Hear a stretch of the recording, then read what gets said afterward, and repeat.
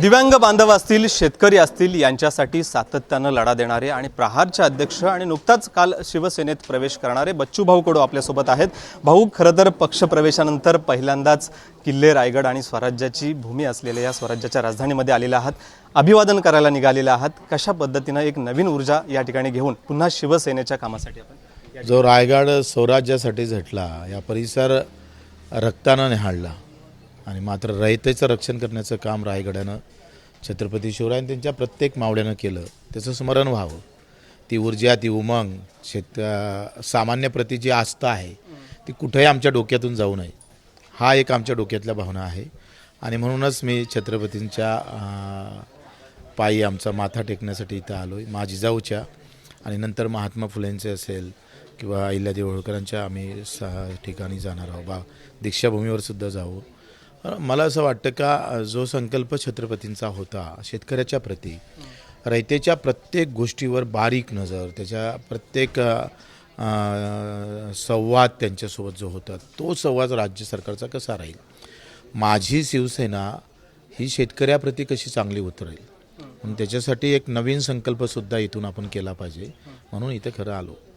खरं तर बच्चूभाऊंचा आक्रमक जो पावित्रा होता तो सत्तेत असताना देखील राहिला, सत्तेच्या बाहेर असताना देखील राहिला। नेहमी शेतकऱ्यांसाठी, दिव्यांग बांधवांसाठी लढा देणारे बच्चूभाऊ आज शिवसेनेच्या म्हणजे सत्तेत असणाऱ्या एका पक्षासोबत जात आहेत। शिवसेनेसोबत जाण्याचाच का निर्णय, भाजपसोबत का नाही? भाजपचं आमचं पटलं नसतं, कारण मी मॅचेस होत नाही तिथं। शिंदेसाहेब आम्ही मॅच होतो आहे, ते सेवाभावी आहे, रात्री दार उघडणारा माणूस आहे आणि दानत्व आहे।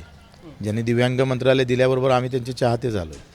कर्जमाफीमध्ये मोठा हिस्सा त्यांचा होता, म्हणजे ते हे अंदर की बात आहे, पण त्यांनी मोठा प्रयत्न त्यासाठी केला होता। महायुतीमध्ये कर्जमाफी करण्यासाठी शिंदे साहेबांनी जास्त प्रयत्न केलेला आहे आणि म्हणून ते कसं आहे, आखरी विचार जुळले तर मतं जुळतात आणि विचारच जुळले नाही तर मन जुळाचा काय संबंध येतं।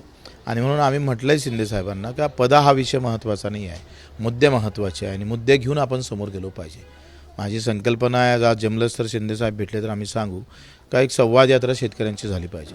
शेतकरी, मजूर आणि जसं प्रभाग वाईज आपले पिकं पद्धती बदलतं, जसं इकडे कोकणात आलं तर आपलं आंबा आणि काजू होते, मच्छीमारांची समस्या आहे, त्यांच्यासोबत कसं संवाद करता येईल, शेवटच्या घटकासोबत तो अर्धा एक तास संवाद करून त्याच्यातून काय करता येईल का। तिथून मग पश्चिम महाराष्ट्र आहे, तिथं ऊस उत्पादक आहे, मराठवाड्यात तुम्ही ऊस, कापूस आणि सोयाबीनवाले असेल, हळदवाले असेल, तिथून सोयाबीन, धान उत्पादक शेतकरी चंद्रपूर, आणि तिकडे ताडोबामुळे त्या फॉरेस्टवाल्यांच्या तक्रारी आहे।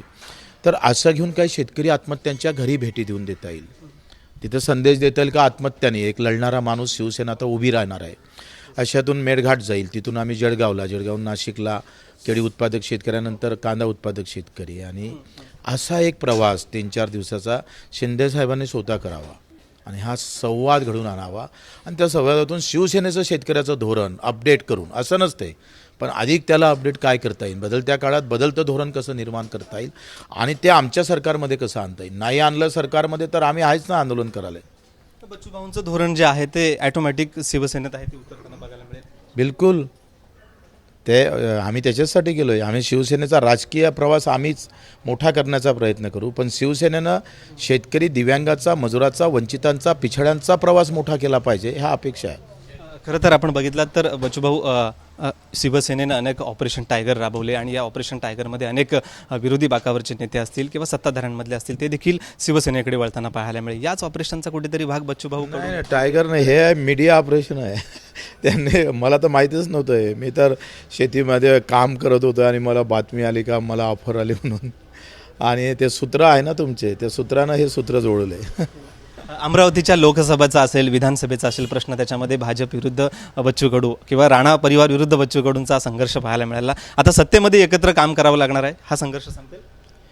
माझं म्हणणं आहे, आम्ही पदासाठी संघर्ष नाही करू, पण शेतकरी, मजूर, दिव्यांगासाठी चुकलं तर ठोकलं, ही भूमिका नक्कीच।